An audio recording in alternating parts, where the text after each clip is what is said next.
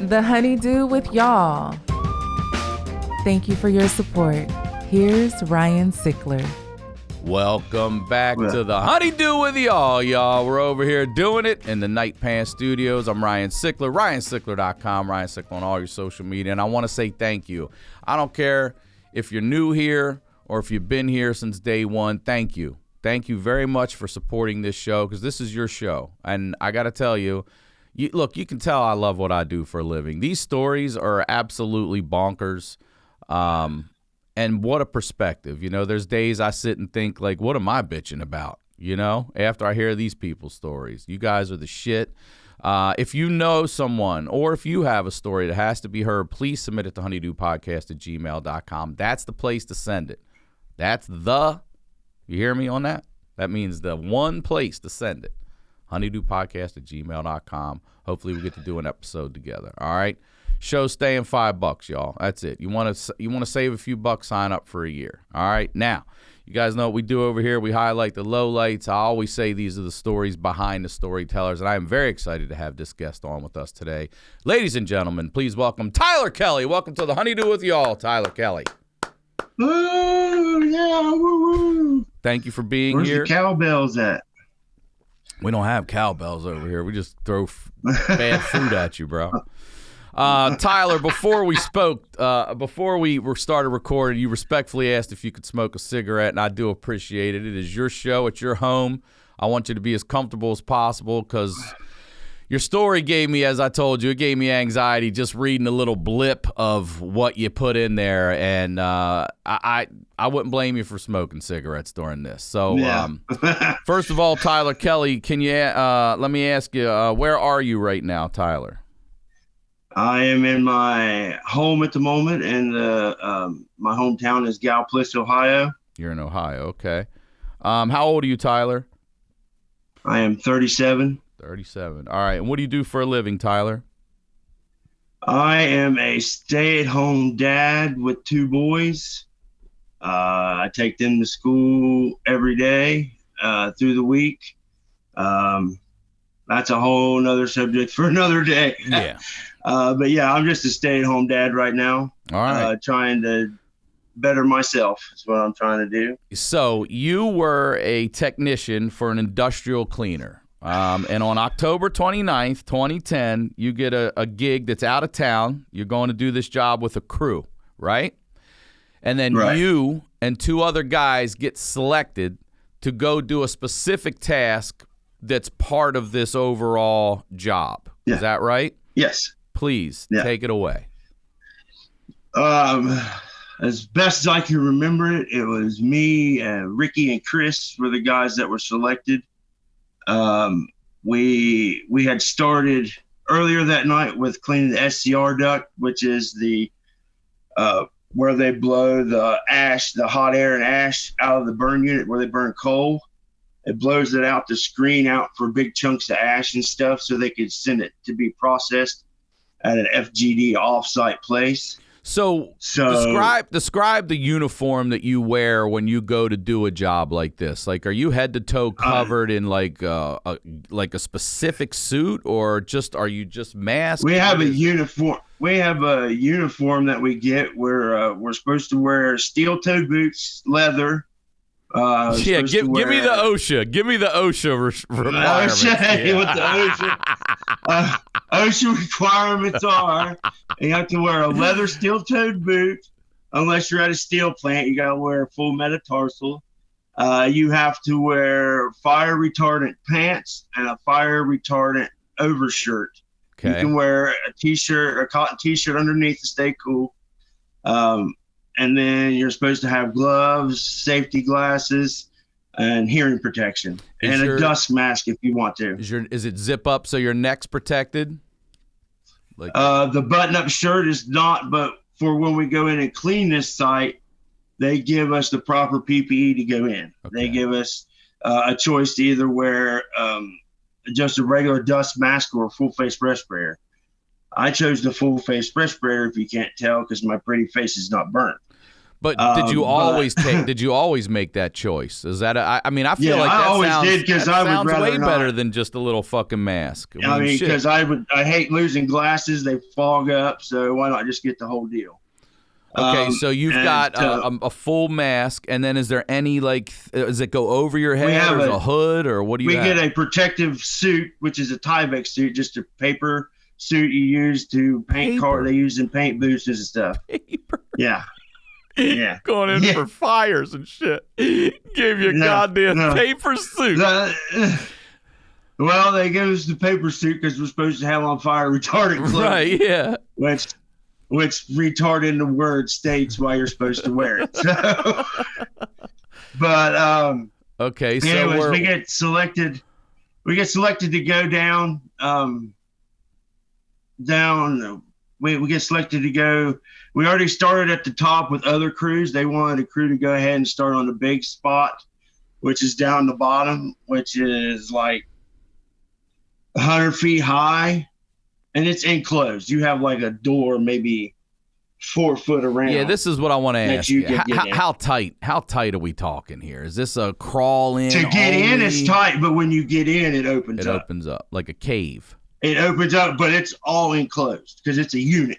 It's an enclosed unit. All right, so let me processes dust. I know I'm asking a lot of questions, but go ahead. You're fine. The tunnel where you're climbing in, is that just one person at a time can fit through there? Yeah, it's just one person at a time. Now, but when you get in that room, how many people comfortably can fit in that room once you get in that room where it opens up? 10, 5, what are we talking? 60. Oh, 70. wow. Okay, so it is big. All right. It opens up, but it's just full of ash. Right. Is what, when we go in, and it's got fins that divert it in different ways, like walls, so that way it can split the pile so it's not all clogged up in one spot. That's why they put fins in it. And then it goes up, it's called SCR for screen room is what it's called. And it goes up through like screens. So when you're on the upper levels, you're walking on screens, basically just the iron sidewalks that you see in most metal grading is what you're walking on. And it goes from where 100 feet and it goes all the way up, and it gets down to about 3 foot sections of going up. So when we do the 3 foot sections, we can use basically broom handles and plastic PVC to get it out, and it's still got chunks of hot coal in it. So let me ask you this particular job, what is it? What is this place you're in cleaning? Is it a coal factory? Like what is it? We got called, I worked at a crew that was at a local power plant, which is Gavin, an AEP power plant. We used to be, but we were out of there, and they called us. The company had scheduled us out of there to go do this job because it was a scheduled cleaning outing that they had set for this power plant. Because all power plants power plant. All set outages so that way union workers can go in and fix shit and clean shit and all that stuff. So that way the thing's running at full capacity, so they're not losing money. Copy that. So we were called to go down to one that had a scheduled outage, and we were scheduled to be a part of a bigger crew that was there to work this outage. And then we broke down into separate groups so that way we could all do our individual tasks. And I was on the group that had to do the SCRs, which is the screening rooms. And then me and 2 other guys got selected to go down and start at the bottom where nobody else has started yet because they were about done up top. So we were the pre-start team until everybody else got to us. Got it. And when we got down there and got in there, it was worse than what we were told. So we have to have a hole watch when we go in, so that way they can watch us at all times, because he sits and monitors a meter that measures the oxygen that is in this place, coming the airflow and everything. And if it gets down below a certain, I can't remember the numbers, but a certain level, then we have to come out and wait for it to come back up. So Chris was the hole watch. He was from a Chillicothe crew. And then Ricky, I'll be nice. Ricky Ricky was a guy from another crew. I wondered what the pause was for. Ricky was from another crew, and I was chosen from my crew. So we went down to start, and what it is they have 4 huge vac trucks down at the bottom of this ductwork, and it has pipe, 12-inch pipe run up to the top, and then you hook, like they use for drainage, the flex pipe, the 8-inch flex pipe. We hook up 8-inch flex pipe to that, just like a big vacuum cleaner, what it is that we use to suck it up. All right. And so we have the 2 that are over on when you're looking down from the left-hand side are running at the top, and then the 2 that we have are right below us. So those things are down there running at full tilt at all times, and the operators are down there with these big earmuffs on with radios so they can talk to each other. I say this because when we go in this hole, we're in there. We can't see anything else that's going on besides the hole watch. And we were rotating out for hole watch so that way we could get a break from being inside. It's hot. It's melting. How hot? We were standing in this. Yeah.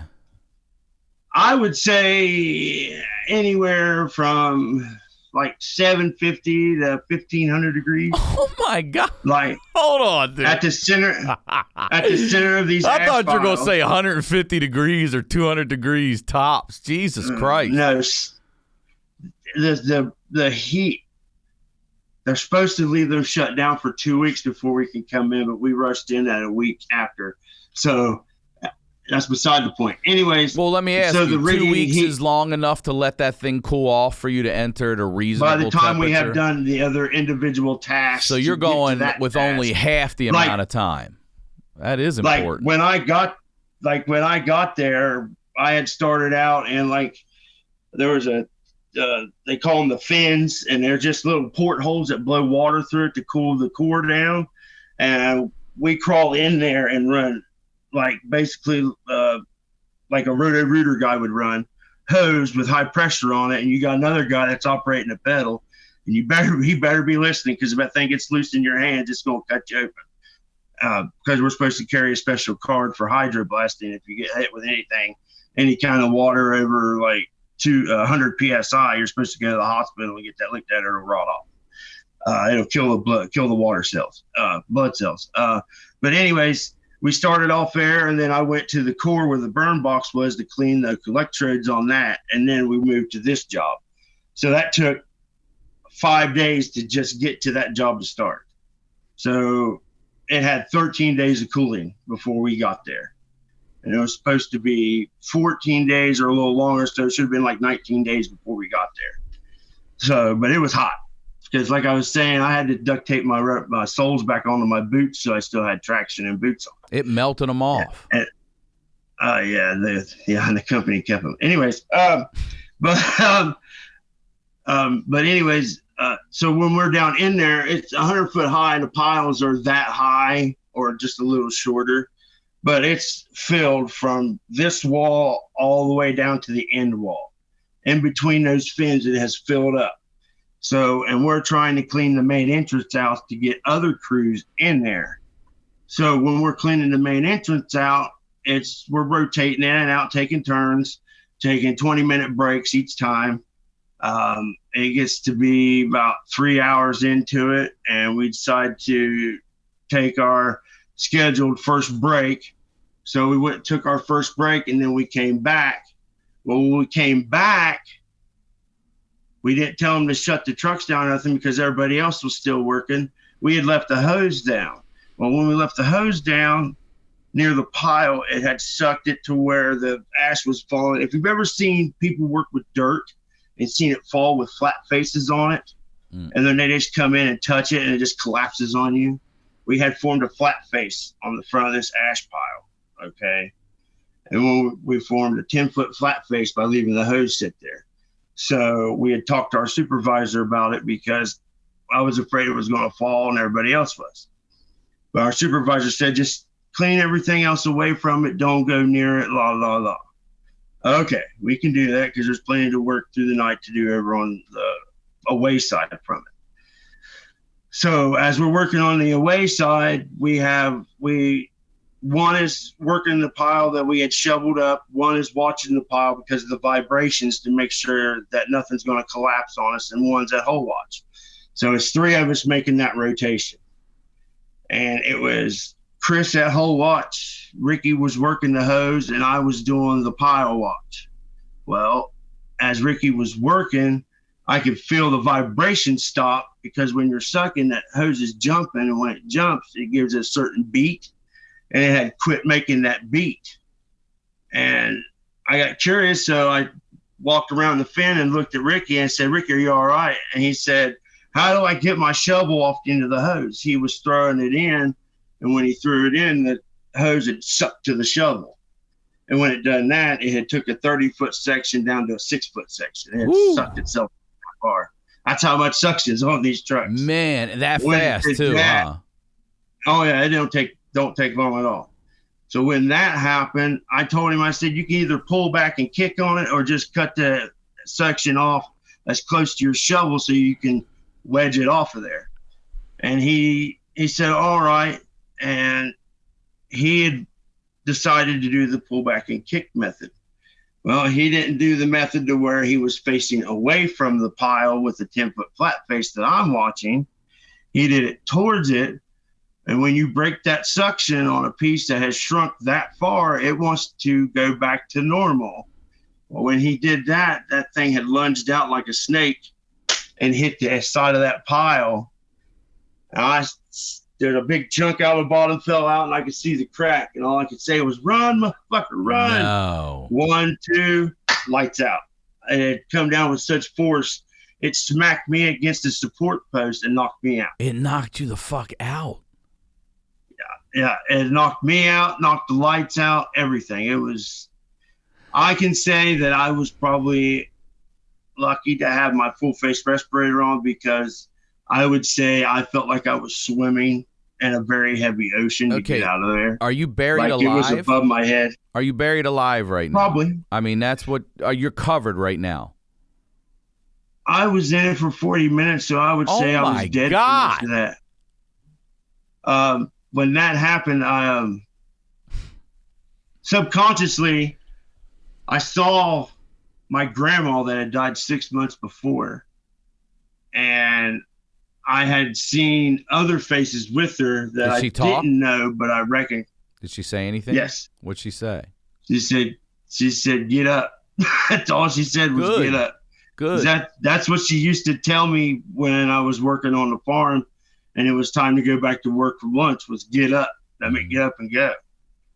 And that's what she said. And I kind of just, I don't know how I felt, but I just kind of just moved, like jerked, like I just came back to it.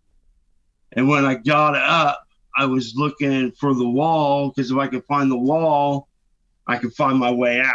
It's like I said, it's a 4-foot hole that you're crawling in and out of. And I think I'm under the ashes over top of me. So, and the lights are out and I can't see.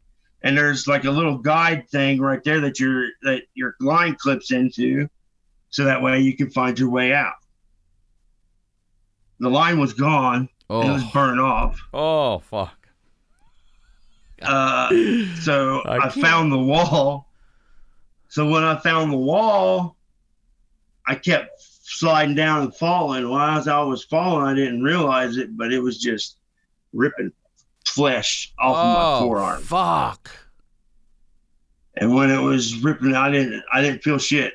I felt nothing the whole time. I didn't know what was going on. I was just trying to get the fuck out. Is that pure adrenaline right there? Just pure adrenaline. You don't feel it at all. Probably. You don't even know. And here's my other question, because we had a guy come on who died, and a truck rolled on him. And what he didn't realize is he thought he was face down, and I need to just lift my head up. But actually, he was face up. And every time he lifted his head up, he was shoving it down farther. So do you even know if you're fucking upside down? Like, this thing hits so hard. I don't know. All I know is I get to my feet. I know how gravity feels.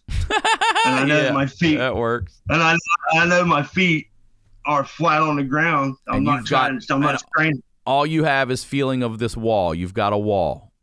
I mean, I don't know if you can see my hands. Oh, wow, dude. Yeah. Oh, my God. Arms. That's all from that moment of just being in there trying to get out. Do you mind letting us see that again? So you do have all your fingers, but your pinky on this side's, man, your forearm. Jack, fingers. I mean, it might be a dumb question, but is it still painful? Yeah. Oh, yeah. Some people don't get that, but that's a different story. So as I get out, I don't realize that Chris had pulled my shirt. And when Chris's burns came from him stepping in to pull me out.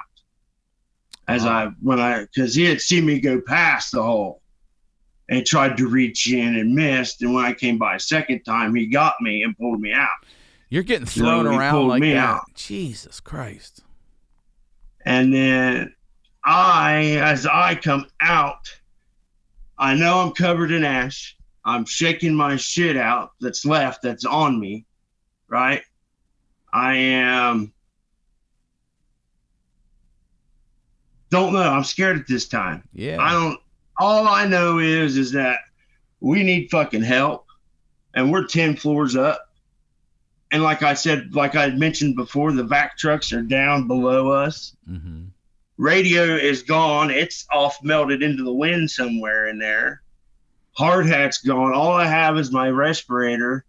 I thought what my gloves was actually when I stepped outside and my arms hit that cold air, they just swelled up and slid off. The glove? Like snake skin. No. My skin. Oh my God. I had 3 foot 6 inches of my. No. That's why my fingers are drawn up like that. I have a lot of because the fingernails held the skin on. Oh fuck, dude! You're saying that because it was so hot in there when you hit the regular temperature outside, it just swelled up and slid off like a rib. Oh, think of it as you have a rubber glove on and you go to take it off. Oh God, no! You don't get the snap part; it just pulls off. So I'm still able to move before I cool down. I screamed from 10 floors up and they heard me like me and you talking right now. From 10, I'm naturally a loud person anyways, but for me to be able to scream from 10 floors up with 4 vac trucks below us running and humming along, there's like no way. I'm like, yeah, there's a way. But all I did was scream, help, help, get the fuck up here. We're on fire. Help, help. And everybody came running from upstairs. As soon as they heard me, which was most of my crew was upstairs, and then everybody else was down on the ground, and the drivers and everybody came running up. And I turned to Chris and I'm like, where's Ricky? Where's Ricky? He said, I don't see him. I haven't seen him. And so I peeked my head in, and I could barely see what looked like a figure off into the corner. A finger. And a figure. Oh, figure. Okay. Not a figure. I was like, damn, you saw just a finger. No, you made it worse than what it needed to be. But I seen a figure, and before I started to step to go back in, somebody had pulled me back and said, you need to lay the fuck down. You need to lay the fuck down. We'll get him. You don't have to get him.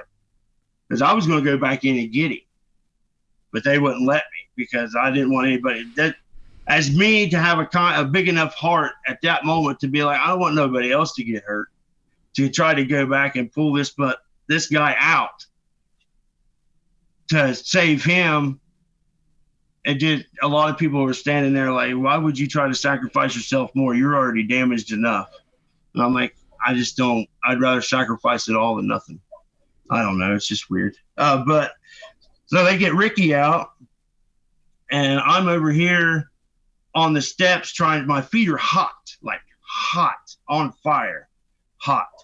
And they weren't on fire. They just got the leather so hot that my feet, I just felt like I was walking on coals.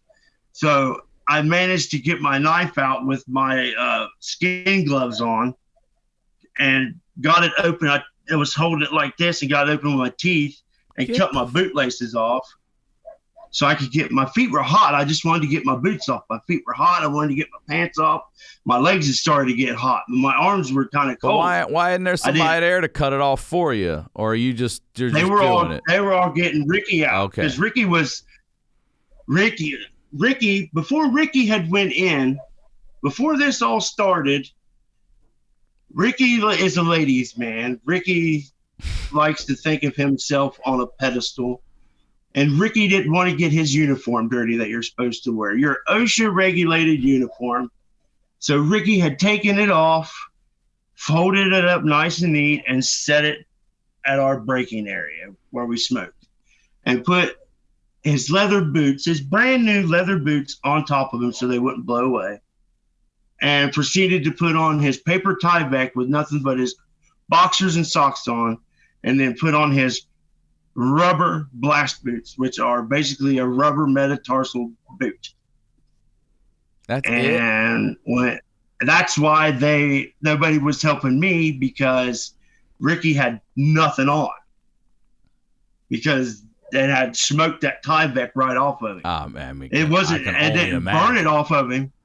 It had, the force of it hitting him had ripped it off of him. God. And then the coals hit him. Oh yeah, fuck, dude. A guy had came to see if I needed anything. I said, I just want to get my shit off. So he finally helped me get my pants and my boots off. And I laid down on the grating outside, and I just started to get cold. Well, he had taken my knife. I was rooming with him at the hotel. He had taken my knife and used it to cut the rubber boots off of Ricky's feet. Cut the rubber boots off of Ricky's feet. And when they got the boots off, the skin that had fallen off had got trapped inside. Oh, fuck. And his feet looked like my hands. No. Yeah. Like he has the same kind of tendon and arthritis and everything else in his feet as do my hands. Yeah. But from where Ricky was so far away. It's like a duck foot it had knocked without the web. Well, I mean, I like to think of it as a claw when I put it together. Well, I mean, I'm just saying in general, a hand and a foot, and hit for that, and then it's in the condition it's in, man. All right, so let's talk about your injuries, because I got bullet points of injuries here. I want to know what. I mean, we haven't. I forgot to dig my workers' comp list out of the 40-some things that they have that I was getting compensated for. God, 40 different diagnoses. Okay, wait though. So how they get you out of there, and they take you immediately to the hospital right away? They carry me. They carry me off of the landing that we're on, the grading. They carried me on a stretcher. That you want to talk about scary. You're out on just metal railings out over the ground on stretchers, and they're moving you down 10 floors on these stretchers. You know what I'm talking about? Oh, yeah. I've always wanted to fly in a helicopter and a plane and go skydiving. I haven't done that yet in my life. I want to. But this was the first time I was experiencing any kind of free fall of that sort, because, I mean, you're just there. I can't do nothing. I'm so cold and stiff because my skin is stiff because it has gotten cold now. It's not loose like it was when it was warm, but I can't really move or nothing. All I said was I need to call my mom. And I told my buddy I was rooming with, he was with me from the time I was out on the grading until they loaded me up on the helicopter. And the fucked up thing was they sent me the bill for both of those. It was $50,000 for the 100-yard ride in the ambulance. 100 yards. Job site to the field. How much for 100? $50,000. How much?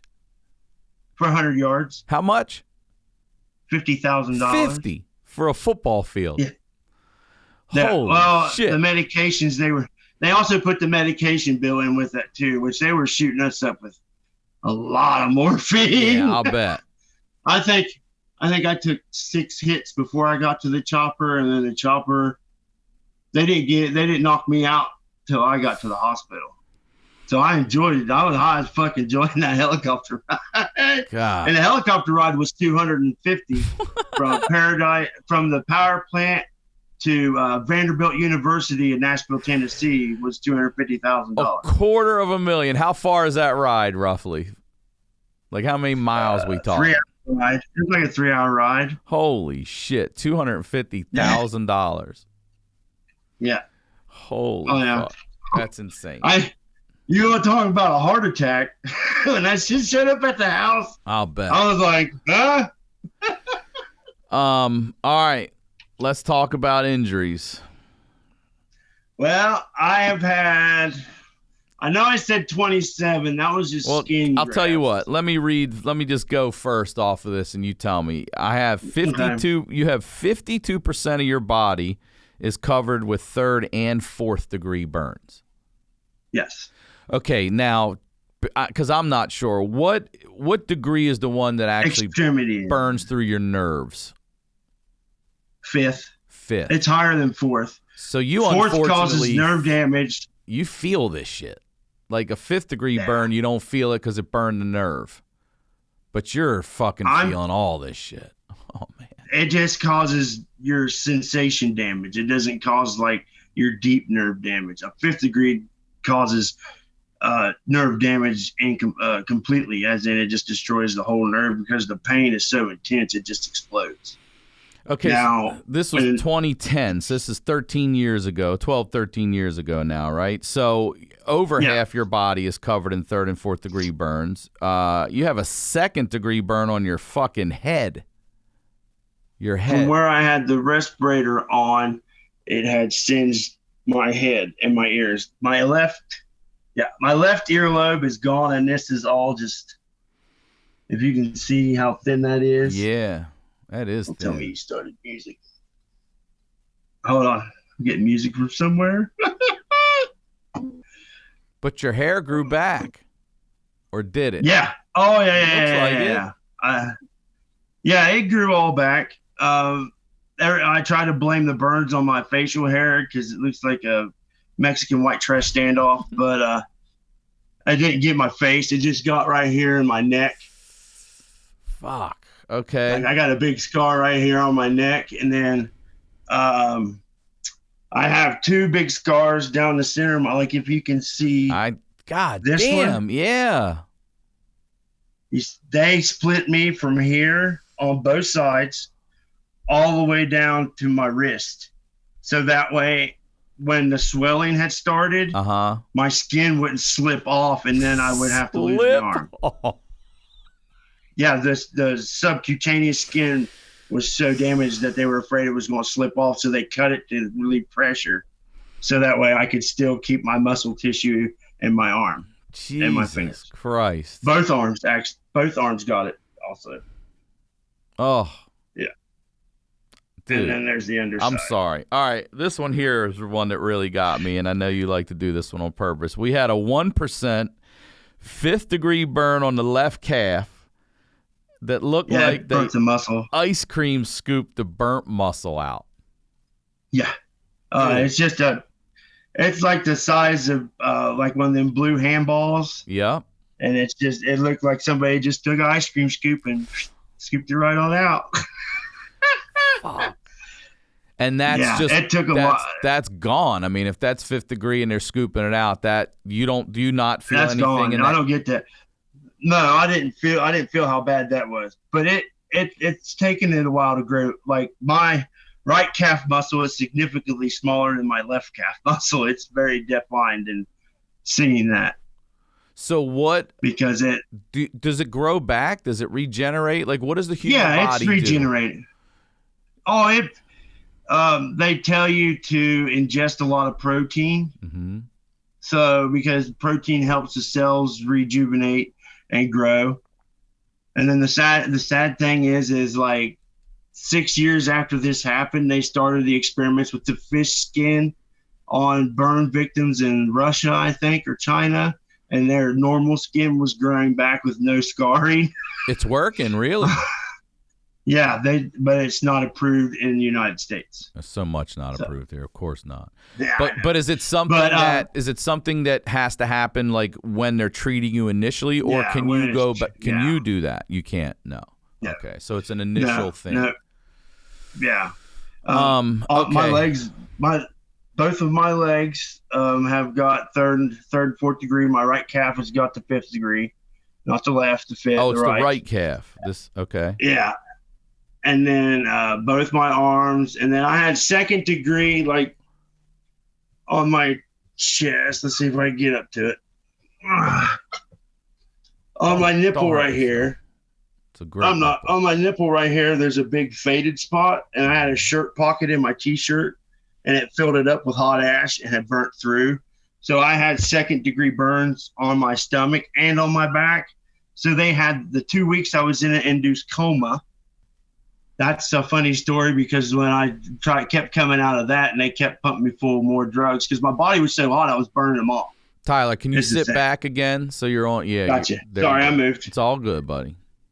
Because from where my body was so hot, from where I got burned, it was burning the medication off. No. Are you fucking that? God, I can't even believe that can happen. It's burning your body so. My metabolism is speeded up so fast. Did they ever tell you what temperature your body reached at its maximum? No, they never did a core temperature. They never checked the core temperature. They were at the time for as long as I laid outside, but from where my body was so hot, full of infection, because ash has got arsenic in it. Whenever you burn something, you produce arsenic. Okay. So coal ash is really heavy in arsenic. So basically, both of my legs and arms for 3 weeks, even while I was getting the cadaver skin and the pig skin and the cadaver skin put on to help with trying to regrow tissue growth on my arms, I was still in a wound vac on all 4 of my extremities, and it was just black from where it was just sucking all that ash and arsenic out of my body. It never became clear until like maybe a little after the 3rd or 4th week when they finally took them off. I was in the hospital for 68 days straight. Jeez. I was in there from October 29th. We got there a little before midnight, all the way to January 14th, I believe. God. Yeah, 14th. Yeah. I quit smoking through those days too, but God rest his soul, my asshole dad never quit smoking, so he was smoking like a freight train the whole way back, so I picked it up again. Oh, man. But, I'd also told you about the tattoo removal and replacement. Yeah, tell me about this. This is wild to me because Kirsten said it. We were driving here. I didn't even know that was something that could be done. Oh yeah. What it is when they do skin grafts, like I said, they use pig skin and cadaver skin to cover the wounded areas so that way it can regenerate. Okay. And start to try to grow new tissue itself. And to help speed that along, they cover it in the beginning with first, what they do is they take you to the hydro room, which is just where they wash you. So they use what looks like what a lunch lady would use to clean trays off with to wash your body down, all your open burns and stuff. Mm-hmm. And they scrub you down. And you want to talk about intense. Like I know that they do this just from watching shows, but I can't imagine. I can't imagine the pain. I had 54% of my body and 3rd and 4th and a little bit of 1%. But there was a guy that was like 3 doors down from me, he had 99% of his body covered in 3rd and 4th degree burns. All he had was his eyelids because he was wearing his glasses when it happened. He had gotten high and turned his stove on and never clicked it for the pilot. And when he woke up, he went to go light a cigarette while he was standing beside of it. And they had his glasses on, and that was the only thing that saved his eyelids. But me and him were the hydro buddies at 4:30 in the morning before everybody else because of the screams we would create while they were doing that stuff. Because they would pump me full of Ativan and Dilaudid before I would go in there. Like, they would hit me up straight out the syringe right into the IV 30 minutes before I would go in there, so that way they knew it was hitting me. Yeah. And you still, yeah. I mean, imagine without that too. Like, God damn. And they're just scrubbing what the skin off, the open wound. Yeah, they're just scrubbing all basically you're scabbing the whole time. So they're just cleaning that off. And you're over half. God, it's making me itch. Ugh. And over half of your body they're doing. Yeah. And then that they do that a day or two before prep, before they take you down to make sure all your skin's clean. They disinfect. They basically give you a surgical scrub. And then the only reason I know how this skin graft game works like that is because I had a young anesthesiologist, and he didn't know what he was doing, and I had woke up as they were cranking my skin to look like it's a roller like you would see in a bakery to flatten dough, and it's got spikes on it. That's why on my graft sites it looks like grated cheese, and on my skin, on my arms and legs, it looks like little. And they were sliding it through and rolling it. Did you freak out? They try to put you out right away again? Oh yeah. The doctor was not pleased with what I was seeing, because that was when they were doing my stomach, because they were doing my arms first before they worked on my legs, because my back was still kind of healing, because when I'm on my back laying in bed and stuff, it takes a little longer. So they did my stomach, was both my arms, and then my upper thighs were my, later I had reconstructive surgery on my fingers, and they used it for my thighs and hips and my waistline, because they take not the top layer, they go underneath and use the subcutaneous layer to fill in the gaps to where they cut and put stuff. And then when my back was ready, the doctor came in, which I like this doctor. He was cool. He was down with it. But he came in and asked my mother if he could take my tattoo off of my back and put it on my leg. I mean, that's really nice, first of all. And second of all, I didn't even know you could do that. I didn't even know you could do that. My mom told him to ask me, and he said, "Nah, I'll just do it." How big's the tattoo? It goes shoulder blade to shoulder blade, and it's about like that. It's a set of tribal wings I drew, and my initials and my Scorpio sign. And he was able to cut that off. Like, you can see the lines of where he wasn't edge to edge, like where there's actual skin that wasn't touched. Like, you can see it. And when he first did it, he laid it on there at like an angle downhill. So the nurses all thought I had it when they were doing my dressings, thought I had a tattoo of a dolphin on my leg. And I'm like, a dolphin? What the fuck are you talking? I didn't know he had done it. Oh, okay. At this point, you still don't know. Yeah. They asked me if I had a dolphin on my leg. I said, no, I ain't got no damn dolphin on my leg. I'm from the sticks. I don't cherish dolphins like that. I'm a good old country boy. So, and then the doctor came in and said, "How we feeling?" I said, "Did you tattoo me while I was in there or something?" Tattoo me? Yeah, I would think the same thing, right? And I said, "No." He said, "No. What I actually did, and I okayed it with your mother, is took your tattoo off your back and put it on your leg." I said, as fat as I am, you could at least took it from my love handles more than what you took from there. I mean, come on, man. And so he said, well, it'll look good. You'll have more ink than what you planned on having. I said, yeah, okay. Because you can still see some. Can you? Like he didn't take it the full layer. Can I ask you, are you glad he did it? Oh, I mean, there was like nowhere else to take it from, really, because at that time I wasn't as fat as I am now. But so I'm just saying, also, it's an extra, it's a whole skin graft, is it not? He's cutting it off. Yeah, it's a whole. Yeah, you can. It's 2 procedures he's adding to all this shit. You know what I mean? It's a cut off and a put on. Yeah.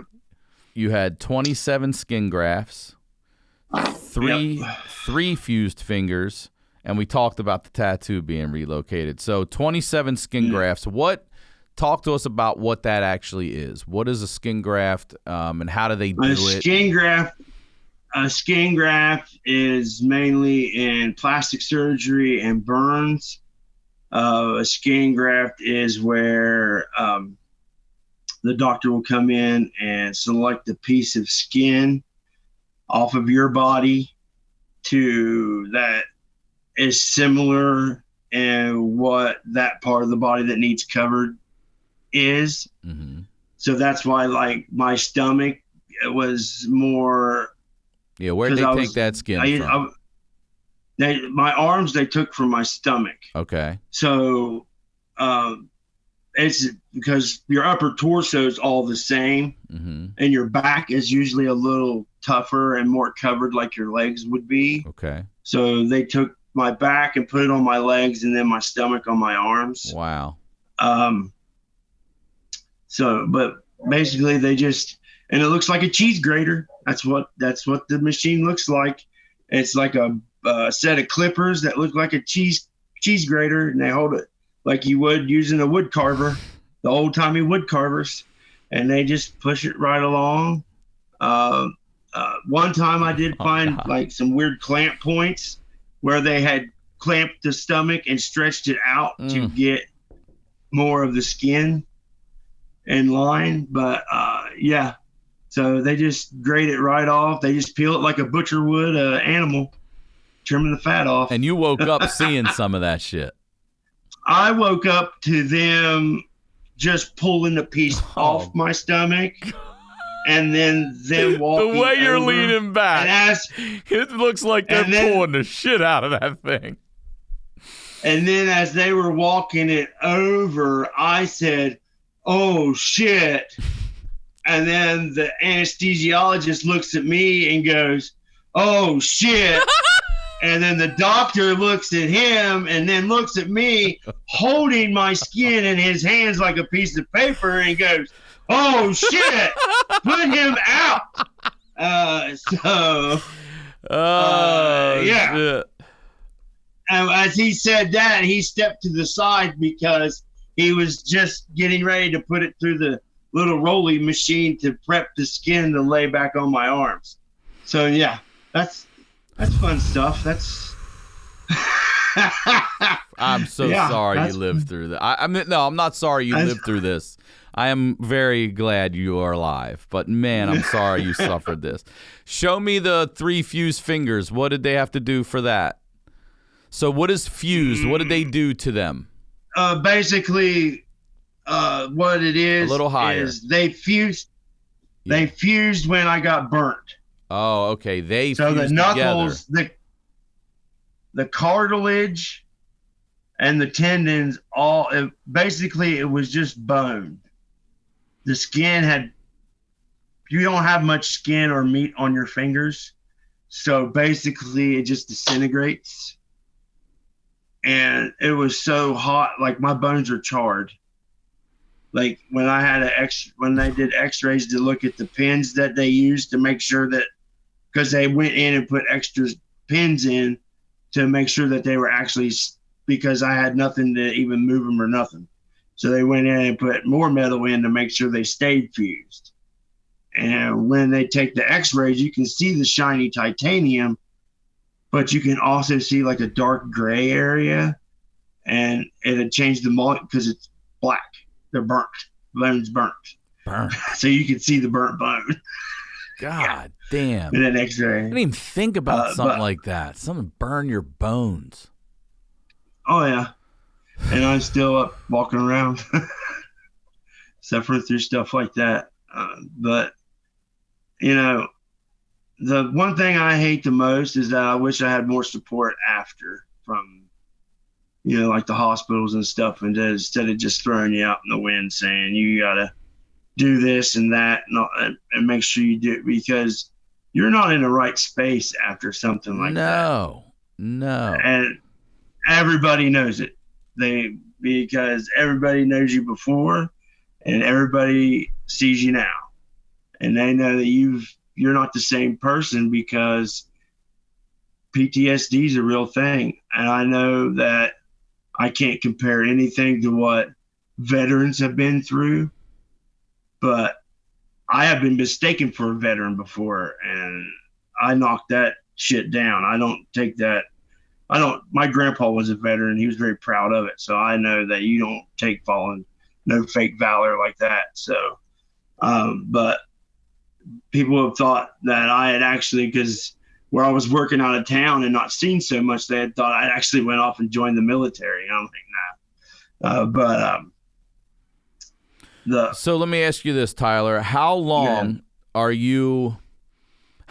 before you're back? I mean, I know I'm not asking 100%, but back to doing, like, being able to take care of the kids and you know, that sort of stuff in your life. Like, how long before you're able to sort of be you again, so to speak?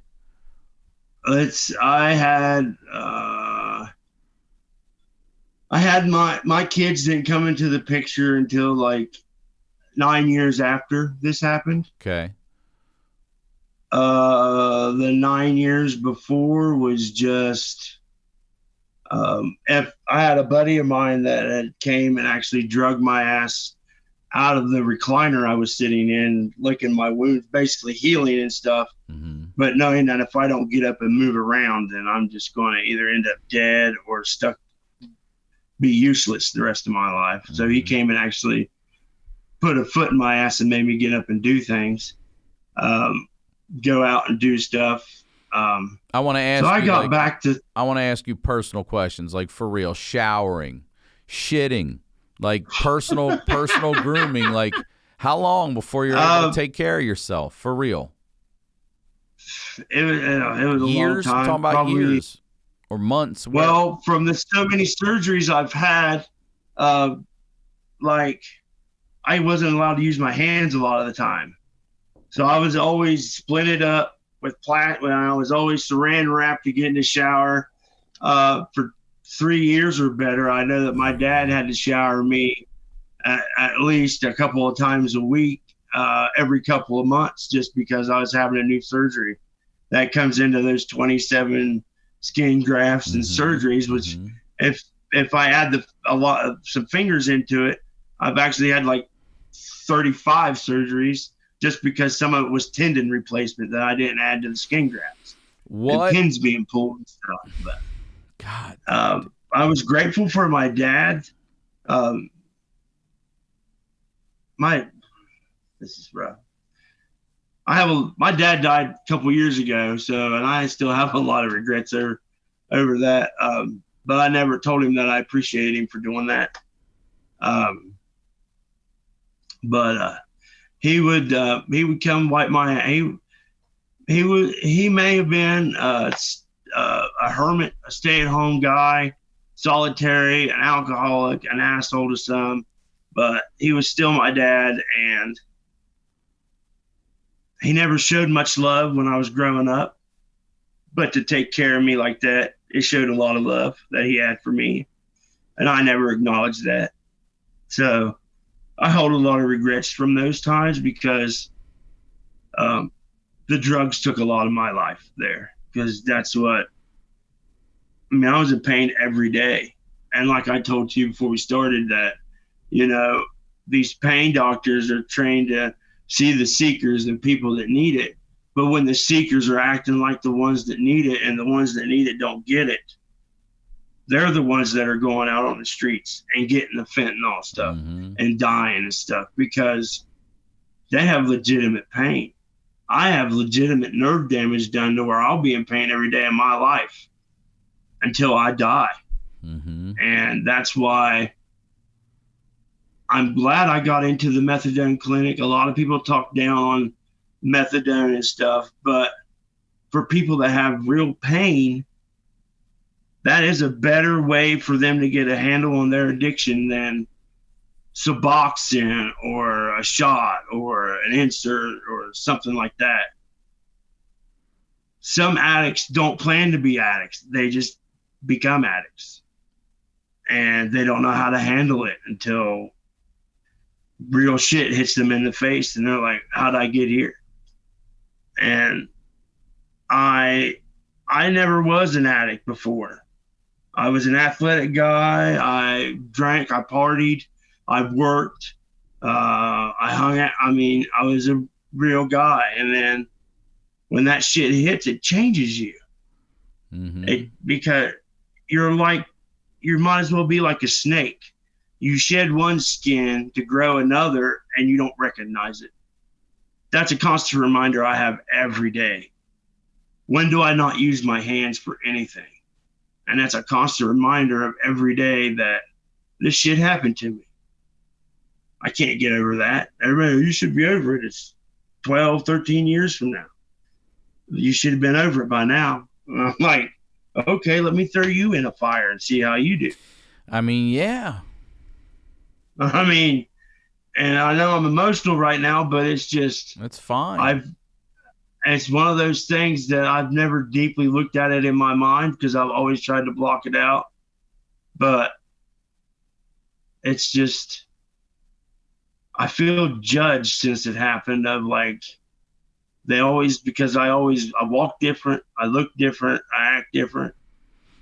And it's not because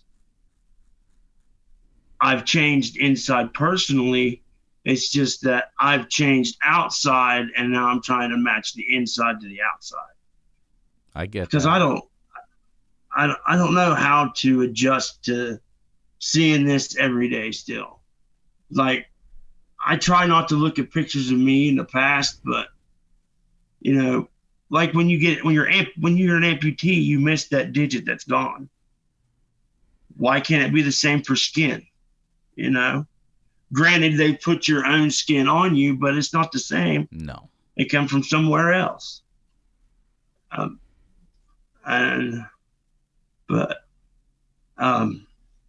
Anyways, sorry. Don't be sorry. Listen to me. Don't be sorry.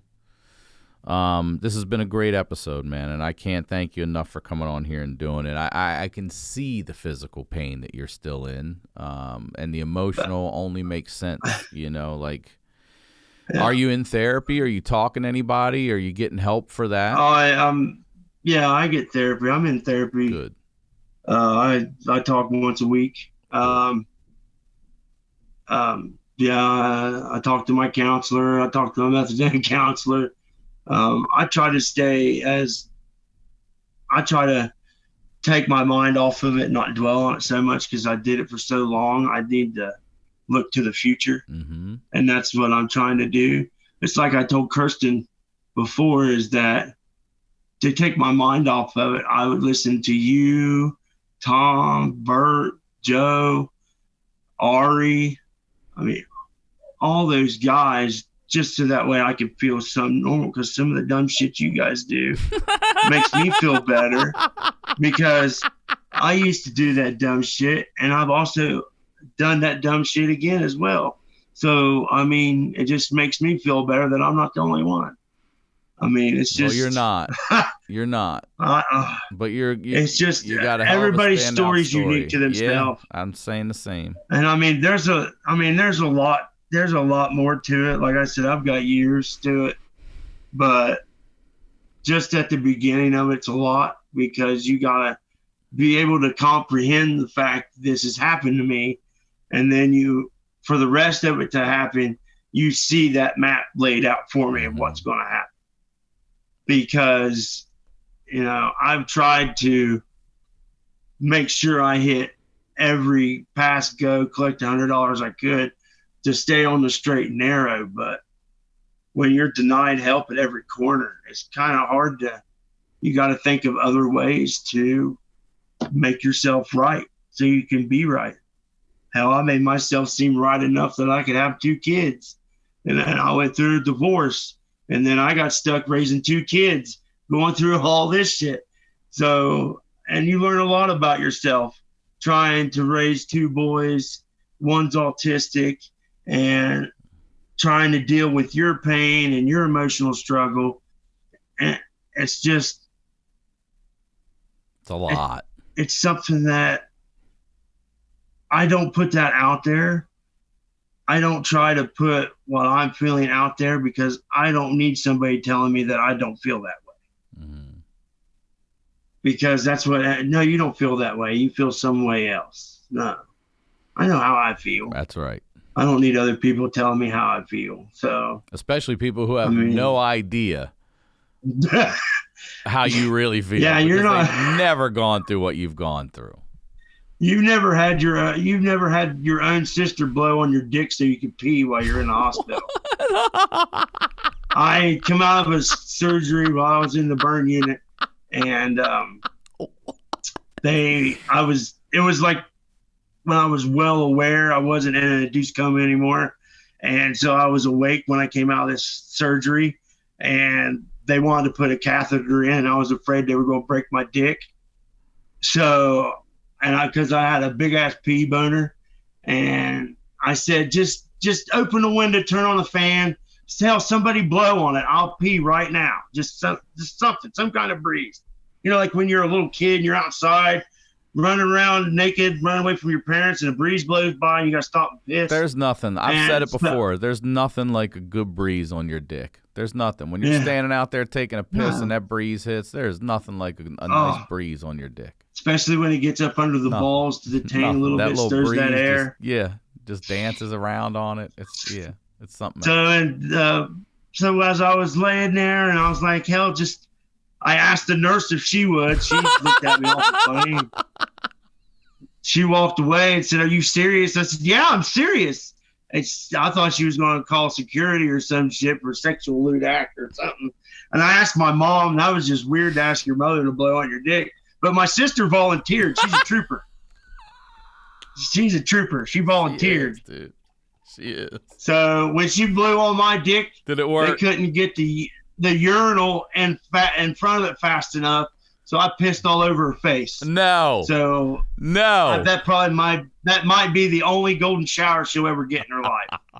Was from her own brother. That tells you where I'm from within the vicinity of Ohio, West Virginia.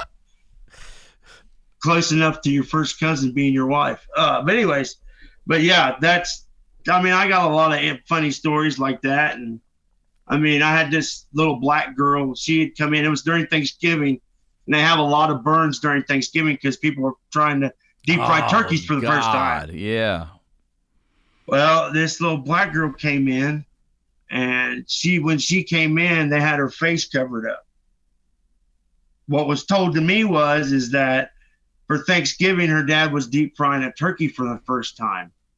And she had come from the living room out onto the patio to give him some affection, to love, wanting his attention, like any 4 or 5-year-old would do. And when she came running up to him and grabbed his leg and bumped him, he dropped the turkey. Oh, and the hot oil had splashed all over her face. Oh, she had bone showing. Oh, fuck. And it looked like Opera of the Phantom she had showing.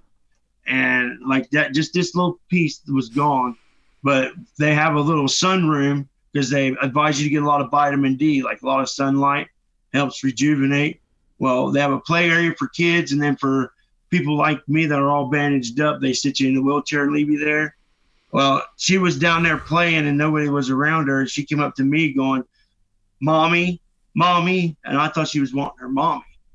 So I was hollering around like, nurse, this little girl wants her mommy. And she kept going, "Mommy, mommy," pointing at me. And I'm like, "I'm not your mommy." And her mom comes back and goes, "No, mommy, she's been saying that you look like the mummy on cartoons because I'm all bandaged you're all up. Wrapped up." So she said I look like the mummy off of the cartoons she watches. So mass confusion. I thought I had owned a child and didn't know it. but yeah, Tyler, man, thank you, man. Thank you for coming on. I appreciate it, man. Thank you for sharing this story.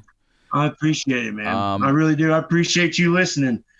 I appreciate you like listening. I said, you hear me? I hear you. I mean, I listen to you.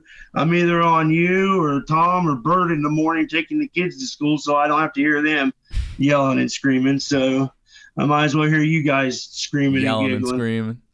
Well, thank you, Tyler, for real, man. And I appreciate it. Any of you out there who have a story that has to be heard, please submit it to honeydewpodcast@gmail.com. All right? You guys know what's going on here. You're the diehards. I don't need to tell you. I love you for your support. I love what this community has become. And thank you guys. I love my job, and we ain't going anywhere. So we'll talk to y'all next week.